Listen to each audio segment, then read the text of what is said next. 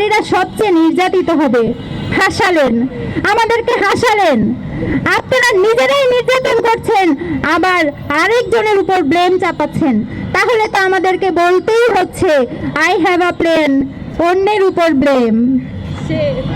আমাদেরকে আরো বলতে হচ্ছে আই হ্যাভ আ প্ল্যান, নারী নির্যাতনই তার main. I have a plan, খুন ধর্ষণ ব্লেম।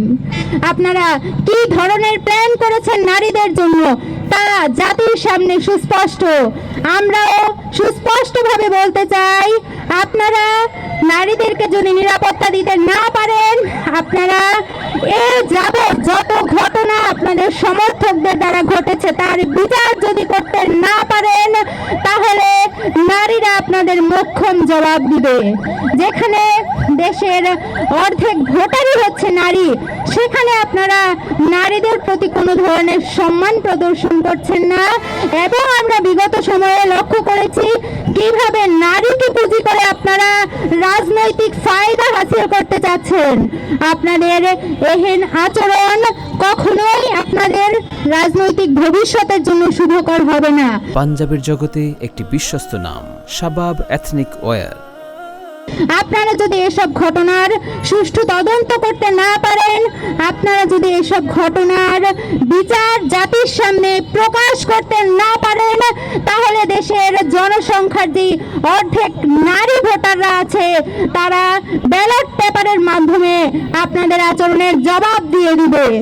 এবং আপনারা যদি এই ধরনের আচরণের মুখোমুখি হতে না চান, তাহলে আমরা দাবি জানাচ্ছি অন্তত পক্ষে আপনারা আপনাদের পক্ষ থেকে কোনো বার্তা আমাদের উদ্দেশ্যে দিন। অন্তত পক্ষে যেই চিহ্নিত অপরাধীরা আছে তাদের বিচার জাতির সামনে নিশ্চিত করুন। আমরা দেখতে পেয়েছি ভোলায় যে ঘটনা ঘটেছে তার প্রেক্ষিতে আপনারা আপনাদের কর্মীদের বহিষ্কার করেছেন।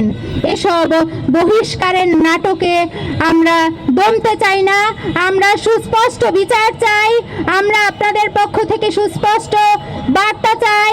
আদৌ দেশের নারীরা, আদৌ আমরা আপনাদের কাছে নিরাপদ কিনা, আমরা মুক্তভাবে কথা বলতে পারবো কিনা, আমরা আমাদের পোশাকের স্বাধীনতা পাবো কিনা, আমরা ধর্মীয় স্বাধীনতা পাবো কিনা।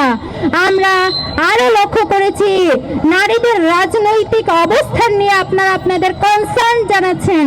আপনারা বারংবার প্রশ্ন করছেন সংসদে নারীদের আসনের ব্যাপারে, কিন্তু একজন নারী যদি রাজনৈতিক ক্ষেত্রে চলে আসে আপনারা তাকে নিরাপত্তা দিতে পারবেন কিনা সে ব্যাপারে আপনাদের কোনো সুস্পষ্ট রূপরেখা, কোনো পরিকল্পনা আমরা দেখতে পাইনি। সুতরাং আমরা নারীদের রাজনৈতিক অবস্থান নিয়ে আপনাদের পদক্ষেপ কি হবে সেটা নিয়ে শঙ্কিত। আপনারা আপনাদের এই অবস্থান জাতির সামনে পরিষ্কার করবেন, আমাদের সামনে পরিষ্কার করবেন।